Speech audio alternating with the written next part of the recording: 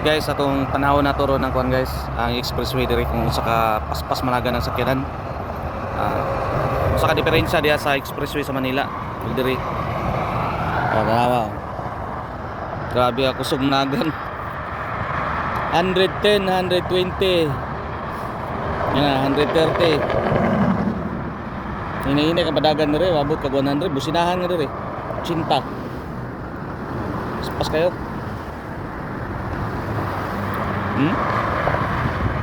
Anak ka kusog.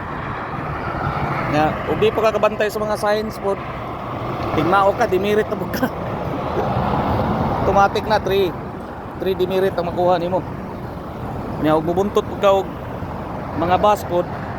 Din mo paduol ka mga less than 20 meters ka, disgrasya dimirit tasad ka. Tagang kay bantayan.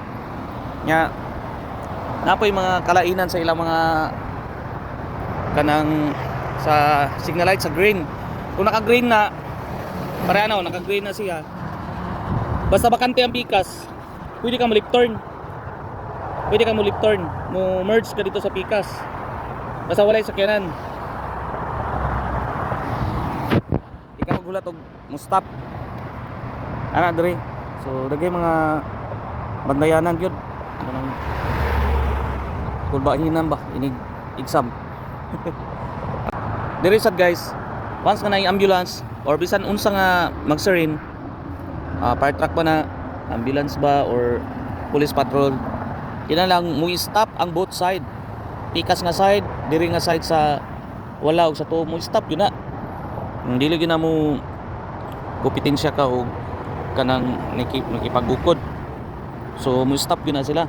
Ana diri ka kuan, ana diri ka disiplinado kay sila. Dili gina nila sabayan, di pa rin sa tuwa nga inigwangwang kukuron na yun ay. Palikod pa, karon mali kay traffic dire, stop tanan, basta malabyan. Isa pagtuwa pa ka pikas kanto nga unong jud na sila. Ana diri ka kuan disiplinado mga tao.